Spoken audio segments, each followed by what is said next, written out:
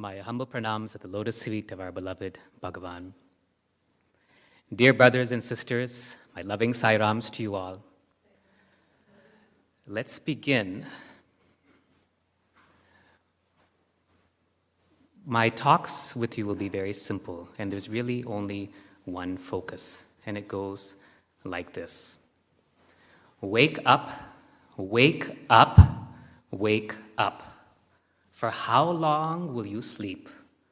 For how long will you go on in an almost comatose state, thinking that you are your body, that Swami is God, but that somehow you are different from him? From how long will you go on identifying with your past experiences when Swami has clearly told us that past is the greatest delusion? For how long will you go on slumbering? For how long will you go on sleeping, thinking that you are not God? For how long will you wonder when someone like myself comes here and says that, yes, Swami is God, but how can I be God? How long will you go on deluding yourself? It is time to wake up. The truth is very simple, and it actually only needs a few sentences to summarize. And it would go something like this. You are not the body. You are not the mind. You are not your memories. You are not the ego or your personality. All of the things that have happened to you in this birth is just a dream. No more real than a dream you had 10, 15, or 20 years ago. You are not the body. You are not your thoughts. These are all things that you have put on, just as you have put on the clothes that you came into this hall with. They are not you. The true reality is that you are God. You are Sai. And that Sai, that eternal, omnipresent Sai, is all that exists. Swami has been telling us this truth for so many decades, yet somehow we slumber on, thinking that, no, how can it be true? Come, let us sing a bhajan, okay, and then go back to sleep again. You are that truth, and that is why you have this physical birth.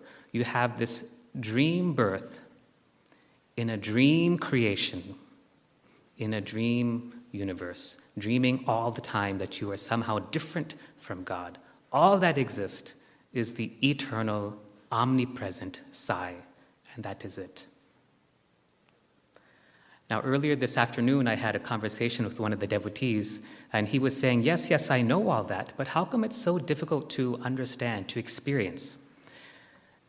It's actually not very difficult. It's actually quite simple, but there are certain qualities, certain characteristics that prevent us from experiencing this truth.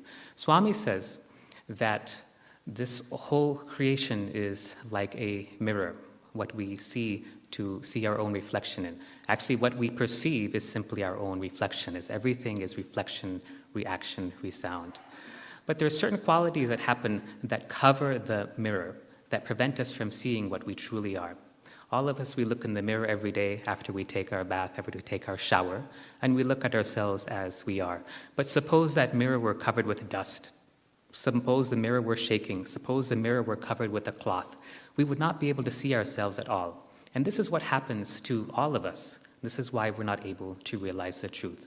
I want to go over what these qualities are and how we can get rid of them. This is what I'm going to focus on for this first talk today.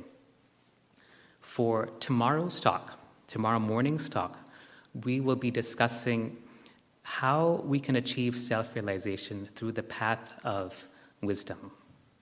Right? There are three paths that Swami gives us traditionally. The path of love, which is so predominant in the Christian tradition. It's so wonderful. The path of love and the path of service. Both of those are wonderfully predominant in the Christian tradition. We'll be discussing the path of wisdom first, and then in the afternoon, we'll discuss how we can achieve self-realization through the paths of love and service.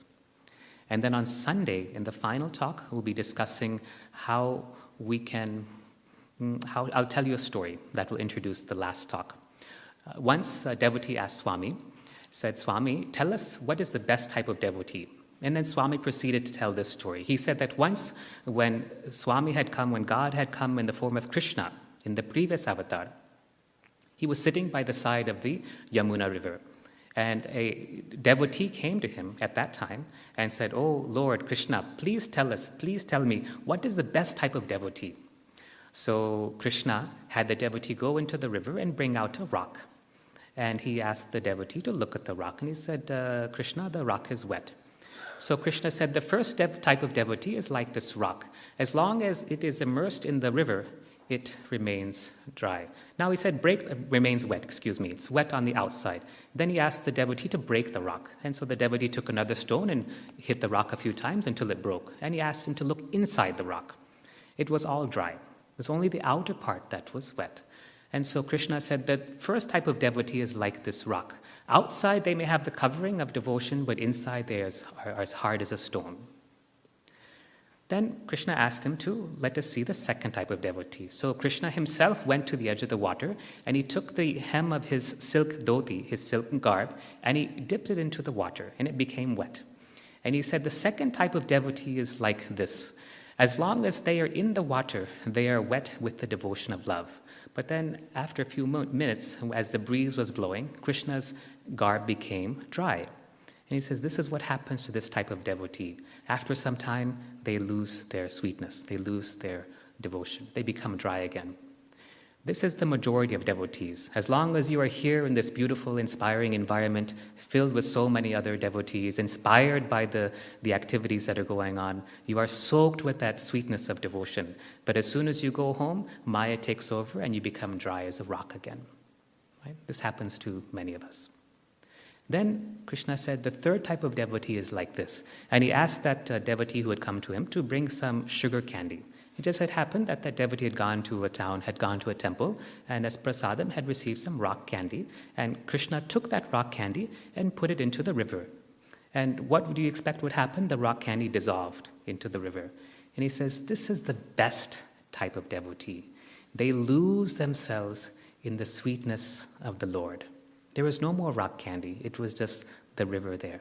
And this is what happens to the best type of devotee. So in the final talk on Sunday, this is what we'll talk about, is how to lose ourselves in the sweetness of Sai. On Saturday evening, there's a question and answer session. So if you have questions that come up during the talks, or if you have general questions, then those can be written down on cards that you can get from the coordinators or the Sevadals, and those will be answered as appropriate. During each talk, I will give you homework, okay? And take this homework very seriously. The homework will be a series of practices that I'm going to expect all of you to do. And what I will do on the subsequent talk is ask for volunteers to describe their experiences with the homework. And I will also pick a few people randomly from the audience to discuss the homework. There will be different types of homework because there are many different types of devotees here. If I look about the crowd, I see that there are some devotees who are just starting their spiritual practice.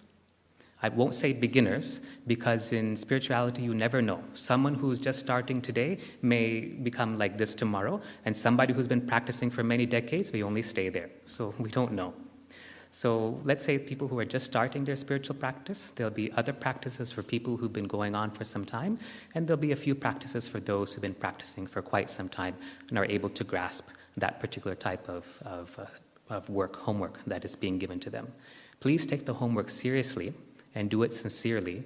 When you report the results, do not feel like you need to say what I want to hear or what you should be saying. Say it as it happened, because if you have trouble with the homework, chances are that other devotees will also have had trouble, and by your saying that, we will work through that difficulty together so that everyone is benefited, okay? We're not here to punish anyone by asking you to you're not going to get a scolding, but we want to see what is happening so that we can identify those blocks and work through them. So this is the pattern of the talks. Are we clear on what's going to happen? Yeah? Swami says, thank you. He has a wonderful saying that I follow constantly. He says, first be clear, then everything will follow automatically. First be clear, then everything will follow automatically. Because we lack this clarity in our lives, we go this way and that way, whether it is in our personal life with our families and friends, whether it is with our profession or our hobbies, and whether it is with our spiritual practice. We lack that clarity. Let us say that we said, I want self-realization more than anything else. What would you do? You would organize your life because you have that clarity. You would organize your life such that all the activities of your life dovetail, support, and nourish that one singular goal. But if you lack that clarity, you will come to this retreat, you will be inspired for some time, and after a few weeks you will forget what you had learned. And you will go back to living as before. So let's be clear. I'll give you an example from my own life. Once in an interview, we asked Swami, we said, Swami, we don't ask much for Swami because we don't like to ask him for us. But we know there's a secret. If you ask Swami about spiritual topics, he'll continue to speak and speak. But if you ask Swami about worldly type things like my family, my spouse, my child, and things like that, then he'll just go on and tuck, interview over. So once in this interview, we asked Swami, Swami, please grant us full and complete self-realization. Swami very casually but very firmly said, self-realization, the foundation is self-confidence. The walls are self-satisfaction. The roof is self-sacrifice. And then you have self-realization. And then he took his hands like this and said, simple, like that. So it starts with this self-confidence. And when you are clear that you are that self, you are that Sai, you are God, you are the Parabrahman, Brahma, Vishnu, Maheshwara, they all exist in you. All the Devis, they all exist in you. Jesus, Rama, Buddha, they all exist in you. There are other names and forms for you. They're not separate from you. There are 7+ billion people on this planet. 7 billion parts of you. They are not separate from you. The entire creation exists in the palm of your hand, but you're looking someplace else. First, be clear. I'll tell you another story. This was shared to me by some of our students, old students who now work in Swami's hospitals. Once, in those days, this happened in the 1990s, late 90s or so, and in those days what would happen is in the evening darshan, the afternoon darshan, Swami would go around once with the devotees, and after some point he would give a certain signal to the students, at which point they were to come onto the veranda from where they were sitting. And usually that signal would just be some very, very slight movement of the finger, maybe sometimes behind the back and so forth, like that. And they would come running, like dung, onto the veranda and sit down. Swami called it like a herd of buffaloes coming onto the veranda. And so this would happen frequently, and the students always looked forward to it. And one day after they had sat down, Swami had gone into the interview room, and they noticed they were facing the interview room door. There were maybe 50, 80, 100 of them or so. And on the right side, sitting where the doctors usually sat at that time in a chair, was a gentleman an American gentleman, or a Caucasian gentleman, who looked like he was in his 70s, early 70s or so. So Swami came out of the interview room and talking to the students and then doing like this with his hand. The gentleman was sitting in the chair just 10 or 20 feet away from Swami. Swami said, oh, look, boys, Neil Armstrong has come. And so since Swami looked like this, and then he turned back to the boy. All the boys like, really? Like everyone was interested because everyone knows who Neil Armstrong is. So then Swami, he likes to tease just a little bit. So he said, see, he went thousands of miles to the moon, and all he brought back were some rocks, kada? Like this, he said, right? Meaning he went all the way to the moon, and all he brought back were rocks. So Neil Armstrong, not knowing Telugu, said, yes, Swami, rocks. Yes. Now, I'm going to break the narrative here to tell you another story. Neil Armstrong himself shared this story when he was at the ashram, and this happened when the Apollo spacecraft had landed on the moon. They had completed their mission, and they had all gotten back into the spacecraft. They had closed the door. Everything was done. They had completed all their checklists and everything, and they're ready to take off. The thruster wasn't working. It wasn't working. And they tried this. They tried that. They called mission control in Houston. It wasn't working. They went through the entire list of backup plans, plan A, plan B, plan C, everything failed. Now they're starting to worry because they couldn't take off without this critical piece of equipment to lift the spacecraft off the surface of the moon. What to do? At that time, Neil Armstrong happened to look out the window of the spacecraft, and what he saw obviously surprised him. He saw a dark-skinned man with a large afro walking on the surface of the moon, carrying a large toolkit in his right hand, walking towards the spacecraft, and he saw him approach the spacecraft, and then the view disappeared as the man went underneath the ship.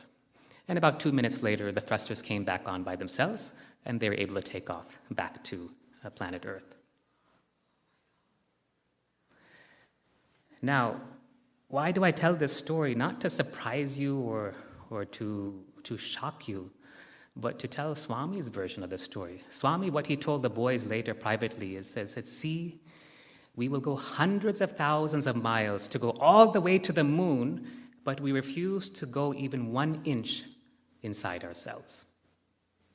That is the lesson from this story. We'll travel so far, we'll do so many things, but to go even 1 inch inside, We will travel all the way to Sloatsburg, New York to hear someone speak. We will go all the way to this place. We will do all these things. But to look inside, people will say, no, I can't do it. I don't know how. I'm not good enough. That is for rishis or munis. People have been doing sadhana for so many years.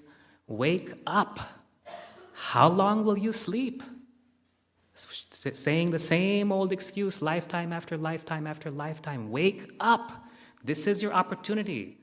When the transition between the Sathya Sai and Prema Sai avatars are here, so much is going to happen. Wake up. You don't want to miss all the fun. So the topic for this first talk is going to be purity. Purity. When the committee members had contacted me to speak, they very kindly shared some of the materials that they've been sharing with devotees across the Northeast region.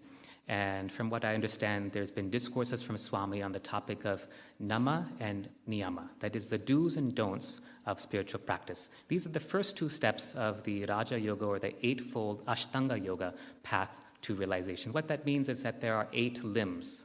Like we have 4 limbs, there are 8 limbs to achieving this, in this particular path, self-realization.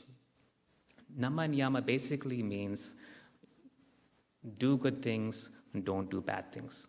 And if you put all of the steps that are involved together, I'm not going to detail them for you because you have those resources already, and probably you've already, some of you at least have studied them in your study circles. Basically, it comes down to purity. Purity. This is what Swami wants. Purity. At the God level, we are already pure, right? There's no defect in us. There's no blemish. We are free. We are pure. We are perfect at the God level. But at the Maya level, we tend to pick up all sorts of impurities, and I want to discuss some of these with you because it's very important that you understand them. I'm going to start with the easy things, and then I'm going to go to the more difficult or controversial topics, okay? So let's start with the easy things. How many of you have smartphones, laptops, computers? I expect almost everyone to raise their hand, okay? How many of you have iPhones, iPads? So many of you. Okay. How many of you do this?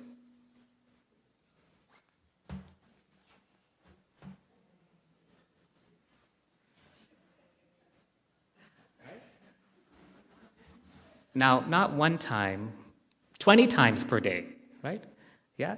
All the time. When you're at the coffee shop, when you're driving, when you're talking to your family, when you're with your boss, when you're in a meeting, when you're supposed to be quiet, when you're supposed to be silent in a retreat, right? These distractions, these gadgets, these mind-numbing gadgets, they bring us down. They shatter our inner silence. And so for the first part of this purity is to get rid of these distractions, right? Get rid of them. Just get rid of them. Swami once said, take your cell phone and throw them in a well. One of my friends actually did that, and then he lost all his cell phone numbers after that. He says there are 3 C's that are spoiling the country: cell phones, computer, and cricket. So these cell phones are wonderful. I'm a doctor. I couldn't live without my cell phone. And it's actually nice to be here in America because everyone back in Bangalore knows that I'm here and nobody's calling me for a change. Sometimes I feel like I'm working at a call center. I get so many calls every day from different doctors, hospitals, patients, et cetera, et cetera. But these gadgets are really mind-numbing gadgets. They drive you to distraction. And when you're distracted, how are you going to focus on what Swami says? If Swami called you for an interview, let's say he says, hey, what's your name in the blue shirt? Nikhil. So let's say Swami called Nikhil. Nikhil, come in for an interview tomorrow morning, 8 o'clock. We'll have some things to discuss. And Nikhil comes into the interview room doing like this.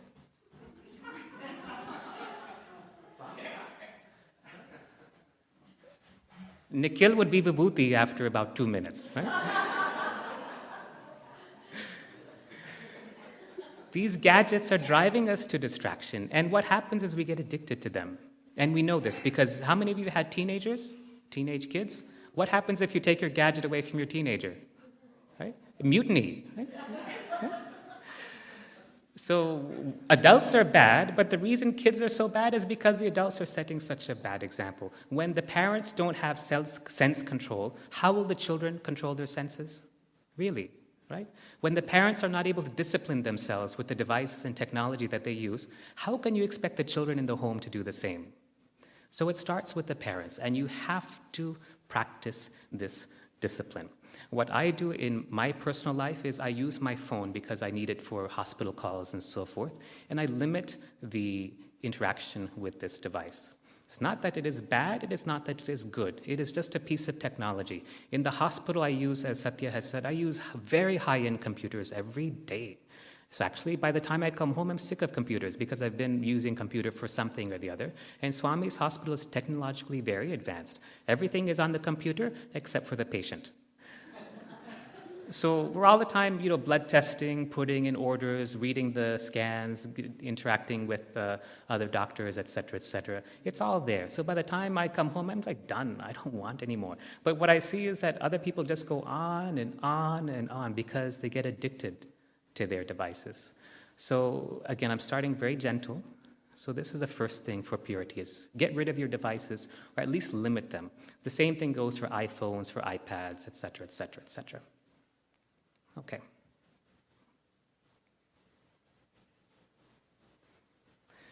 The second area of where impurities come is, and let me, before I go on to this, let me just say what Swami had said about cell phones. He says the youth are spoiling themselves because of these cell phones. You know what kids do. They download internet pornography onto their phones. They watch all sorts of things that they shouldn't be looking at. They do sexting, things that they shouldn't be doing, that no one should be doing through their phones. This is why the cell phones are so harmful.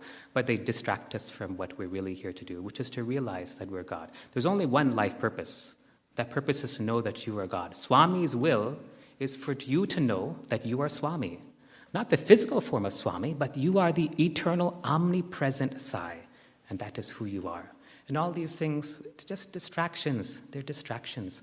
Once, one of our senior faculty members, who is a very, very wonderful professor in Swami's Vrindavan campus, shared this story.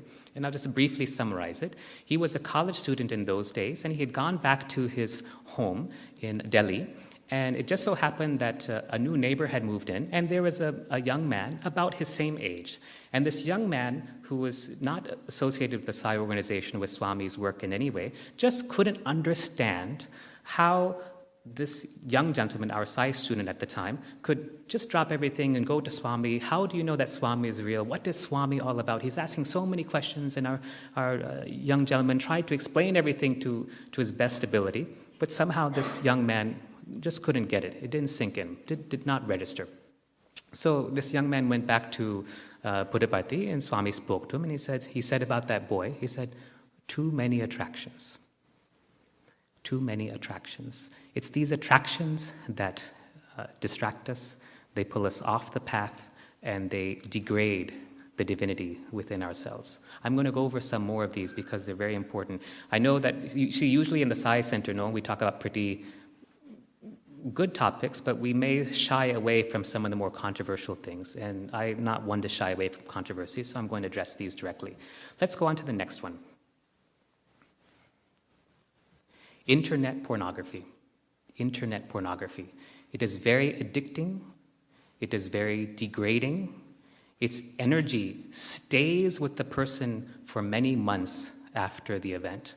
The energy stays on the tablet, on the phone, on the laptop, on the computer, on the desk, on the furniture, where those events were viewed for many, many months afterwards. It's a very vile, very degrading, and very, very addicting energy. But what's surprising to me is that when I talk about this with Sai devotees, even amongst some of the men, I see that they say, but what's the problem? Everybody does it. Like, hello? What's wrong with you? And I'll tell you from my perception, I can see that some of the men have been doing this. I can see that some of you have been engaging in this type of activity. It shows up in the lower chakras as dark energy streamers that just clog up the entire functioning of that part of your body. This is what it looks like.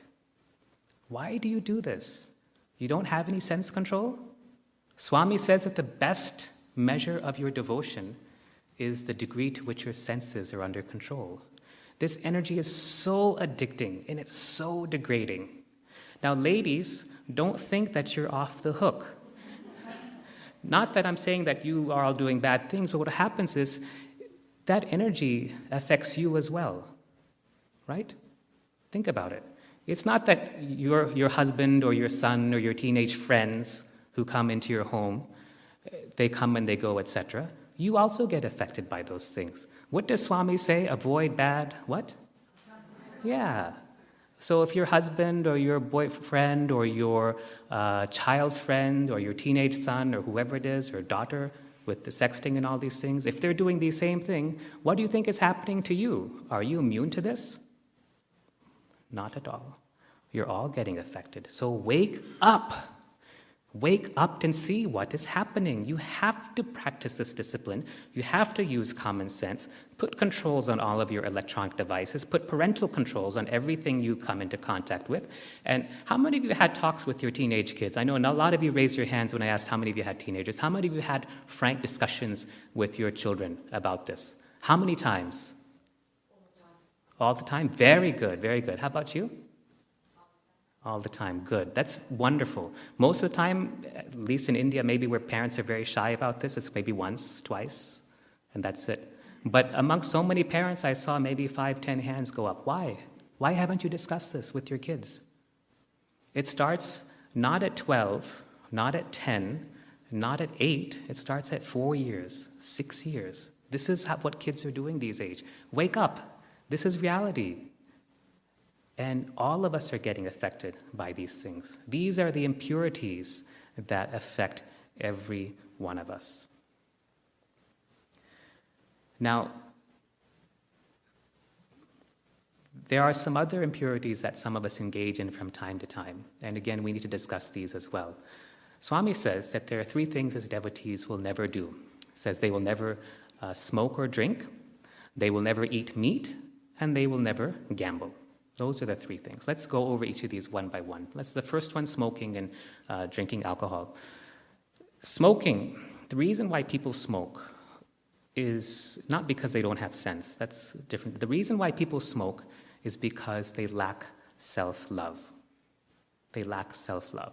If they loved themselves sufficiently, they would never engage in such a destructive behavior.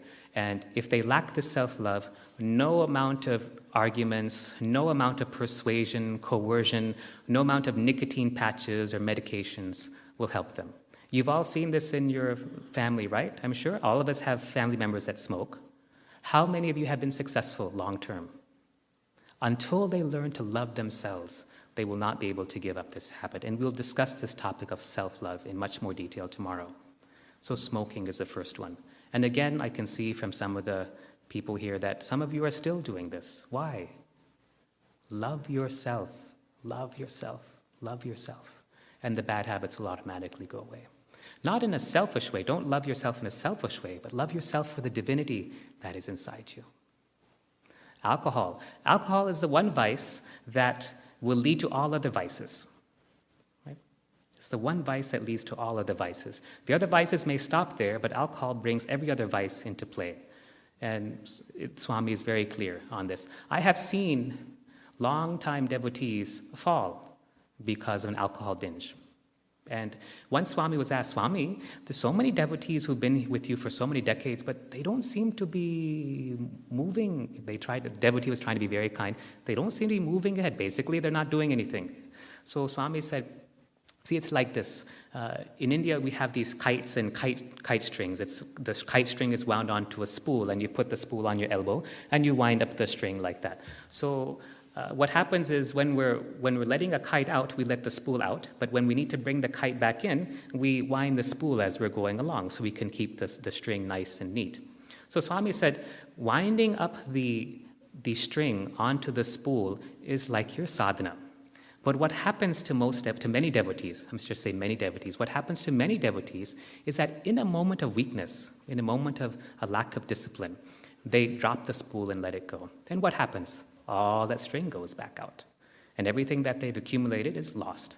And this happens again and again and again to so many devotees. If you think about yourself, you'll see it's probably happened to most, if not all of us, including myself, one or more times, because we lack that discipline at that crucial moment. In fact, Swami, as you all have heard, I've said this many times, Swami has said, devotion, he said, discipline is more important than devotion. Discipline is more important than devotion. Not a strict, rigid, militaristic style discipline, but a joyful, happy discipline, because what you're doing it for the Lord. You're doing it for Swami, this happy, joyful type of discipline. So with that, that's smoking, alcohol, and then meat eating. Again, by looking in the crowd, I can see that some of you still continue to eat meat, although Swami clearly said in several discourses, devotees should not eat meat. Why? He says, I'll give you two reasons. He says that, obviously, first of all, it's cruel to the animal. Animals have not come for the purpose of providing food for humans. He says, yes, you can take some milk from a cow or a goat, that's okay, but to kill an animal is cruel. What happens is that the one who kills the animal, the one who cooks or prepares the animal, the one who serves the animal, and the one who consumes the animal, they all accrue karma. Okay? All four of them. So many times when I talk about this, there's often, almost always one housewife, and I'm telling you now so you don't have to write it down as a question. There's always one lady who will ask this question. My husband or my relatives, or usually my in-laws, will want me to prepare meat. What do I do? The one who kills the animal, the one who prepares the animal, the one who serves the animal, the one who eats the animal, they all accrue karma. This is how it works. So if you want to continue earning karma, that's fine. Continue as your path, or otherwise you can, in a loving way, set up a sense of discipline as saying that this is not going to happen in our house. Finished. Now, it goes beyond that. Swami once said, I don't want to get into too many esoteric subjects, but we do need to understand some of the higher things behind this so that we can take it in the right light.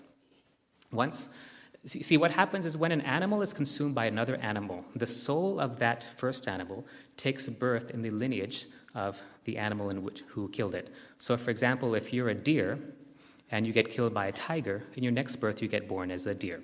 Okay? If you're a human and you get killed by a tiger, in your next birth you get born as a tiger. This is what happens. So what would happen in the olden days meaning like Treta Yuga, Dwapara Yuga, when they understood this properly, is that when they recognized that a soul had been consumed by an animal and that soul had been lost into the animal lineage, they would then bring that animal to a certain special sacrificial area. A family who was ready to receive that soul would be there, and they would then, with the soul's knowledge and permission, sacrifice the animal, and that soul would come into a human birth again. This is what happened in the past. Of course, you have things like Indiana Jones and things like that, which have totally twisted it into something completely rubbish. But that's how it worked. So what happens is that when we humans consume chicken, mutton, beef, hot dogs, sausage, etc., etc., etc., the souls of those animals take birth as what? Humans.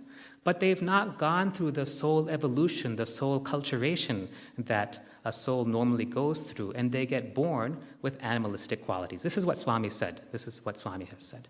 And this is why you see so many of them on the planet today. Now, actually, the number of souls who are waiting to be born on our planet is much, actually many times larger than the number of souls that our planet is willing to accommodate at this time. So there are many other souls waiting in line, and Swami has said that it's akin, being born on this planet at this time is the same good fortune as winning the lottery. Now, I know that there are still some of you eating hot dogs, turkey, chicken, etc., etc. We can call you the chicken side devotees if you want.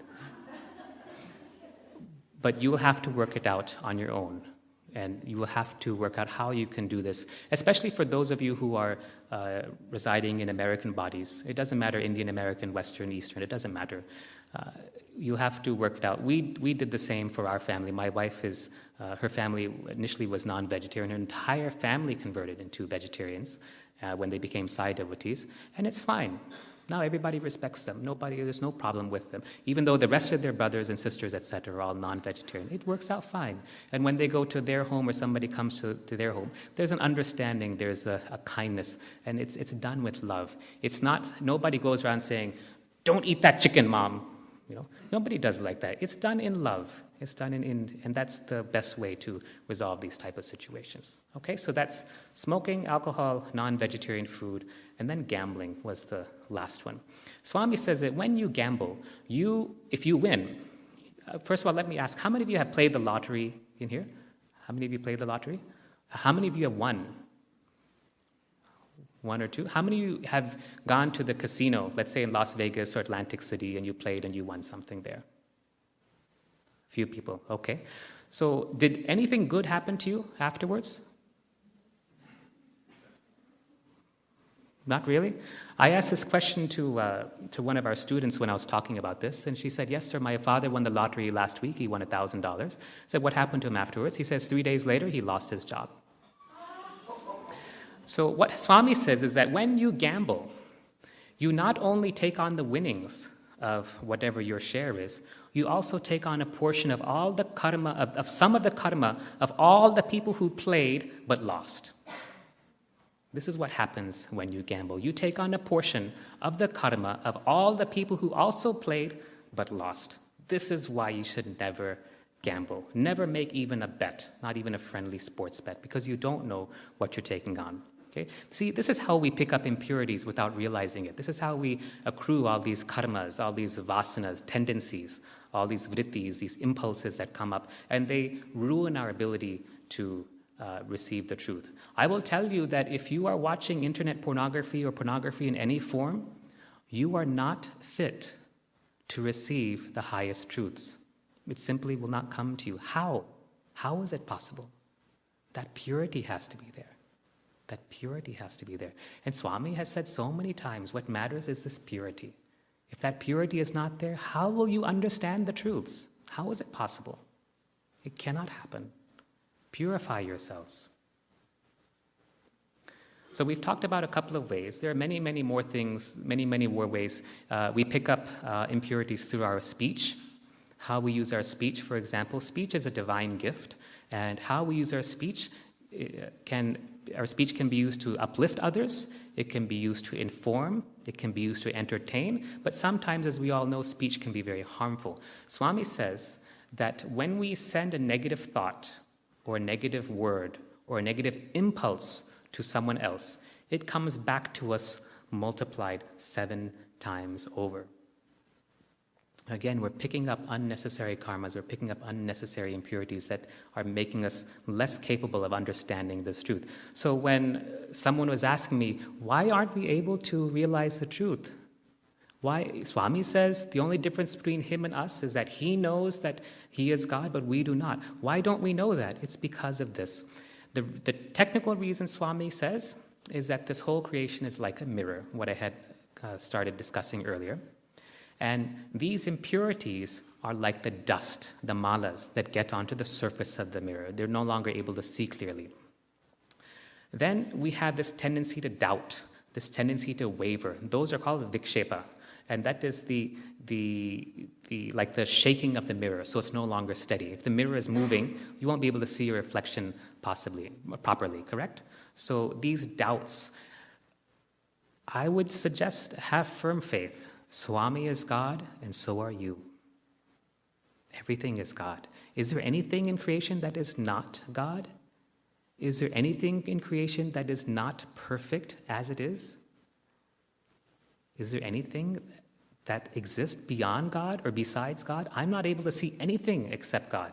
Everywhere I look, everything that I see, everything that I touch, everything that comes in contact to me is God. The podium, the microphone, the people sitting before me, it's all Swami. Everything is that divine self. But to perceive it, you have to get rid of these impurities. You have to get rid of this wavering tendencies. Get rid of these doubts. Swami says doubts will destroy. And so whatever doubts you have, it doesn't mean you suppress your doubts. Get over it and find the answer quickly so that you can get rid of the doubts and move on. And the third quality that covers this mirror is the avarna. That is it's like a cloth made up of mine and my, these things. What is mine, what is yours? Ego, basically, ahamkaram. And that only the grace of the Lord can remove. But I'll tell you a secret. If you achieve purity, Swami will automatically remove that cloth for you. He'll take it off for you. He loves it. All you have to do is have that purity. That's enough. That's enough. Now then, how do we achieve that purity? I've discussed some of the things that cause us to become impure. Remember that at the God level, we are already pure. We're already divine. But how do we achieve that purity? How do we remove whatever impurities we have already accrued? One of the best ways is what we've already done, by singing the name of the Lord. This nama smarana is one of the most powerful ways to remove any impurities. It's like scrubbing ourselves clean. A second way is through service. Again, something we're all doing hopefully on a regular basis. That in that service, we subjugate, we eradicate the ego, the sense of my and mine, so that we become pure. We get rid of all false pretenses of pride, of being smarter, of being better than anyone else, and we let it all go. The truth is that there is nothing higher than you, and there is nothing lower than you. All of these saints and sages, all of these rishi munis, the Brahma rishis, the Deva rishis, the whatever, all of these are only parts of yourselves. It's only part of you. How are they different? How are they separate from you when everything is you?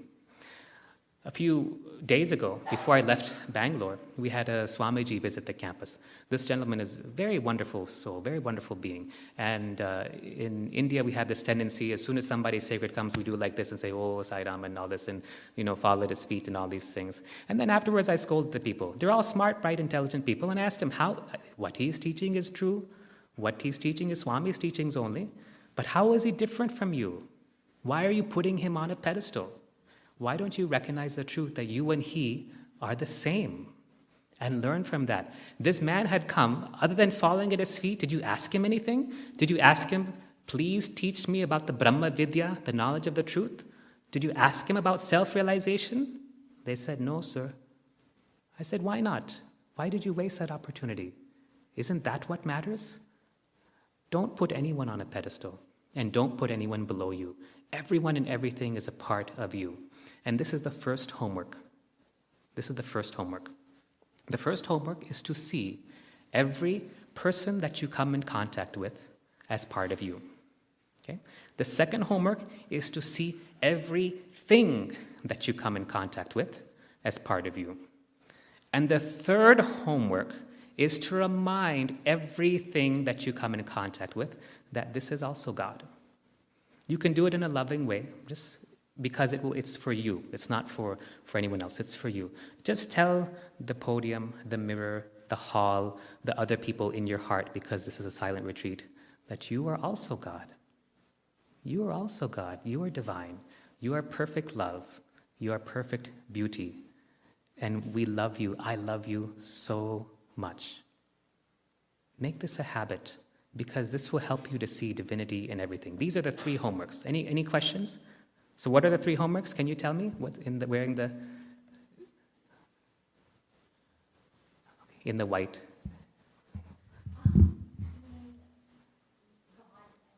Seeing God in every person. Second is seeing God in everything. And third? That's tomorrow's homework. Everything that you come in contact with, you are going to remind them, because they forgot. They forgot. You're going to remind them that it is also God. Remember the weeping sari story that happened so many years ago? Swami had chosen some saris to give to the ladies, and the ones that he had chosen, he had kept on one side, and the ones that he had not chosen, he kept on a table. And when Hislop came into the room, he saw that the saris were weeping. There was actually tears coming from the saris, and he asked Swami about it. He said, everything is divine, everything is consciousness, and these saris were feeling rejected because I had rejected them, and that's why they're crying. And then Swami took those saris and distributed them to the other ladies who he felt needed them. That's the weeping sari story. Everything is divine. Everything is consciousness. Everything is your eternal, omnipresent Sai. See it as that. That's the purpose of this homework. Why? Because we forget. And when you remind everything, the microphone, the podium, your socks, your shoes, whatever it is, you are also God. You're reminding yourself that everything is God. And what happens? Most of you drove here today, right? All of you drove here today. How many of you, as you were driving, felt a little bit of grr as somebody was driving near you? Yeah? Dr. Michael, first one to raise his hand, right? Yeah, all of us, pretty much. Now suppose that this car or driver, whoever cut you off, and you saw that in the driver's chair was Swami, and Swami, as he passed you by, did like this, and then drove on. What would you do then? You would probably laugh and go on your way. Everyone is Swami. Everyone is Sai. And that's the purpose of this homework. So there's 150 some people here. I want you to see 150 Swamis for this weekend. Okay? All right? And I really want you to see them, not just intellectually see them. I really want you to see them as Swami. I want to see how deep you can take this practice. This is a very basic practice, but a very critical one. How deep can you take this practice? Okay? Now, for those of you who are familiar with this type of practice already, I'm going to give you a little bit more advanced homework to do. Now I want you to love them as Swami. In the first step, you were just seeing them as Swami, and you were saying, Swami, inside of you. Now in the second step, I want you to love them as Swami. It does not mean, and please don't do this because Al and the others will kill me, don't fall at their feet, don't go ask them for an interview, don't do any of those things. But inside, I want you to give them the same love and adoration that you would give Swami. I'll tell you a story.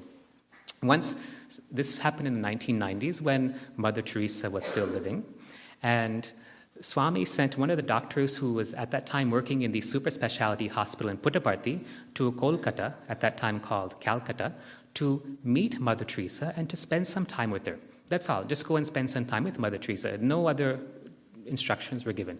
So this doctor dutifully left for Calcutta and went with Mother Teresa and stayed at her home as a visitor for some time. And it just so happened that one day, as they're going through one of the homes for people with leprosy, Mother Teresa saw this leprosy patient full of pustules and wounds and just gaping sores, and they were just oozing pus. Mother Teresa immediately went to that patient and with the hem of her own sari started to clean up his wounds. The doctor said, wait, Mother Teresa, I'll get you some gloves, I'll get you some cotton gauze, wait. Mother Teresa very gently, very sweetly just told him to wait, and she finished up her work. After she was finished, she cleaned off her own sari with soap and water and cleaned off her hands, and it was done. Then Mother Teresa asked the doctor, said, are you a devotee of Sai Baba? He said, yes, Mother, yes, Saidam. Mother Teresa asked, if your Sai Baba had been sitting there with wounds, bleeding pus and blood, what would you have done? The Mother, immediately I would have gone and treated him. Mother Teresa said, you see, for me, this person here is my Jesus Christ. And when my Jesus is here, bleeding pus from his wounds, won't I automatically go to him and tend to him as if he were Jesus? Now, the doctor went back to Swami, and as usual, Swami pretended like he doesn't know anything. And he was walking around. He said, oh, you've come. I said, yes, Swami, I went to Kolkata, just as you had said. Oh. And then Swami's looking up like this. And he looks back and says, oh, you saw Mother Teresa? Says, yes, Swami, I saw Mother Teresa. Acha. Then what did she say? Swami, we saw the home for people with leprosy, and we saw the patients and how she's taking care. They're really doing wonderful work, Swami. Oh, he said. And then Swami said, did you see the person with leprosy who was bleeding pus and blood from his wounds? Yes, Swami. What did Mother Teresa do? And then the doctor explained. And then what did she say?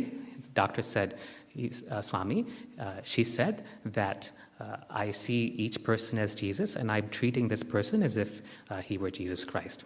Then Swami said, acha, very good, very good. Then Swami said, this is how I want you to treat every person you meet. Okay.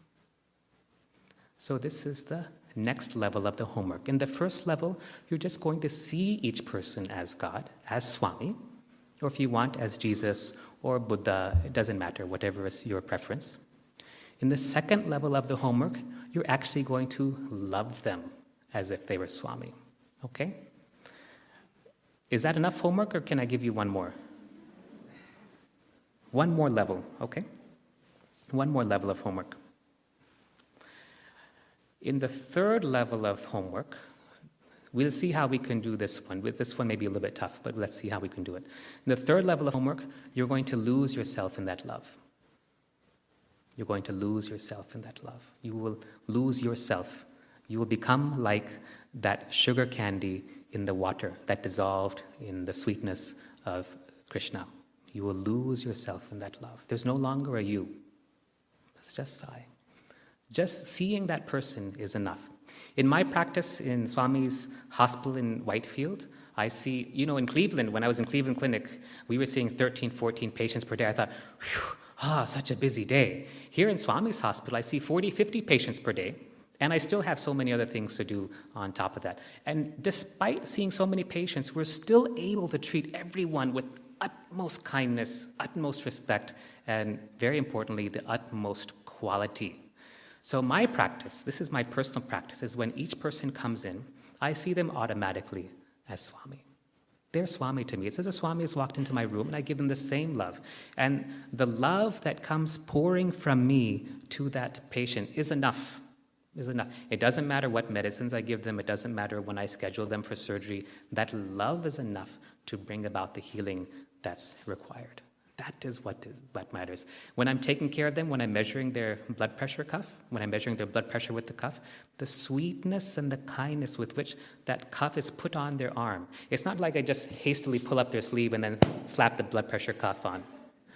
There's such sweetness, there's such love. And I've actually had patients shed tears in front of me because of that love. It's Swami's love only. When I speak to them, it's not like I say, okay, take these three tablets, check your blood pressure monthly, eat less salt, exercise, lose some weight. Okay, next patient, please. There's a sweetness in which we talk with them. There's a sweetness in how we relate to them. And it's because that sweetness is Swami's sweetness. It's Swami talking to Swami. I am Sai, and so are you. And it's just that loving love. Okay? It's just loving love. So these two simple practices, love, service, chanting the name, this is sufficient for purification. For purification of the mind, meditation is required. And this is what we'll discuss tomorrow morning. This is what we'll talk about tomorrow. Not just talk about, but we'll actually practice. Okay? Let's end with, before I end, are there any questions? Feel free, because you're not going to be able to talk for the next 48 hours after this. Al? You mentioned chicken, fish, meat. What about eggs? In the ashram, they don't allow eggs. But I know that for some people, specifically individually, Swami has said that they can eat eggs. In general, it depends. It's very easy to get a sufficient amount of protein. Here in the West, we worry about protein, and as if we don't get enough protein. Most people have too much protein. Most people have too much fat and too much calories also. So as long as you get a sufficient amount of protein, then that's enough. It has to be high-quality protein, though, with a diverse component. And you can get that from vegetable sources as well. Okay. Eggs have a rajasic quality. They're a quality of rajasic, so that's why we tend to avoid them for spiritual purposes. So that means that they dull the consciousness? Is that Yes. Yeah. Even too much cheese does that. Too much milk, too much yogurt. It's okay to have them in moderation, but if you go out and have a double or quadruple layered cheese pizza, next day you're going to feel very dull and down, and your consciousness will also come down.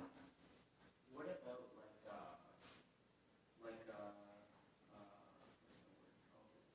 dairy-based protein powder,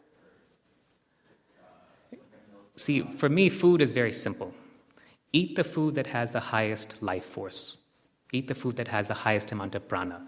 I've been in the U.S., back again in the U.S. for about 5 days now, and I think it's been, we didn't have a microwave oven when we moved back to India. We don't have a microwave oven still. And you know how it is when you microwave your food, one side will be hot, the other side will still be cold. You know, all this. And this is how it is, I thought. And then they're making all this delicious food, and then I'm seeing that it's all frozen vegetables. I mean, okay, I know that there's restrictions with scheduling and work, and we're all too busy and stuff, but eat the food with the highest amount of life force. Now, I'm glad you reminded me about this, because I'll tell you a trap that I fell into when I first started working at Swami's hospital. There's so much work to do, so many patients, so many people, and there's so many opportunities to help. You always want to continue to serve, and you want to give and give and give and give and give until the body falls flat. So that trap happened to me as well, and I forgot that, when it comes to service, who is serving whom? Who is serving whom?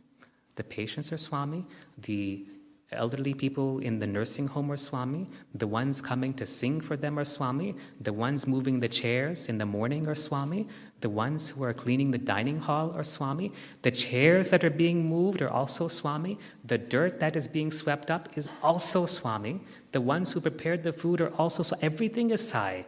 Can you point to anything in creation that is not Sai?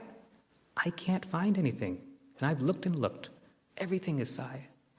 The trap that I had fallen into, and this comes under the category of distractions, is the trap of doing. We are human beings, not human doings. But what happens is we tend to get into this trap of doing. Once, back in 2009, we'd all gone for a trip to Parthi. Everyone from the hospital had gone. And Swami called us in for an interview, a group interview inside the mandir. It was wonderful. We all got interviewed with Swami. He gave us so many gifts. He showered so much love. It was wonderful. And then we were all ready to go back because it was Sunday afternoon. The next day was a working day. As usual, myself and my wife's name is Shivani took Swami's permission to leave. And Swami said, no. What to do? Monday I had operations scheduled, I had patients to see. Okay, well, Swami said no. I spoke to my boss, and he said, okay, when Swami permits you, you come back. Second day came, I thought Swami just wanted to stay an extra day, have an extra darshan and so forth. I spoke to Swami the next day. Swami said, no.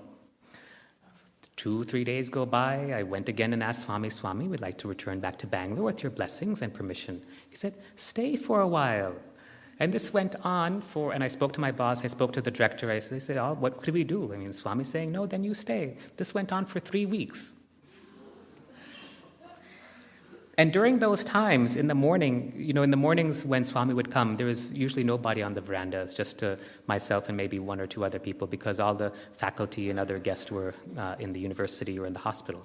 So many times Swami would just come and he would just sit right in front of me. And I would just sit like that in silence, not saying anything. The teaching that went on from him to me during that time is priceless, just immemorable. But what he showed me is that we are not here to do, we are here to be. We are here to be. And the most important being is to be love. That's the practices that I'm giving you tonight. And it starts immediately after this session. Be, just be. So when it comes to distractions, I want all of you to look at your to-do list and to cut it in half. Look at your to-do list and cut it in half. Most of the things that we think we have to do arise from the mind. If we are really doing them from Swami's will, you will see that actually things are very simple. Swami doesn't give us 100 things to do. He will give us the direction and the energy and the intelligence to do them, but he will take care of the execution. Cut your to-do list in half. All that to-do list, it's all mind-level stuff only. Forget it. Tune into the Swami inside and act from that knowledge, act from that wisdom, act from that intelligence and that divine energy. Then you'll see there's nothing left to do. Let me just give you an example. So the sister in the striped dress there, yeah. What's your heart doing right now? What is your heart doing right now? Beating. I hope so. As a cardiologist, I really hope so. Huh? So are you making it beat? No? Are you forcing it to beat? Are you saying, beat faster, beat faster? No? Or beat slower? What is your kidneys doing? Kidney stuff, right? Whatever kidneys do, they do kidney stuff. Are you making it do that? It's just happening, right?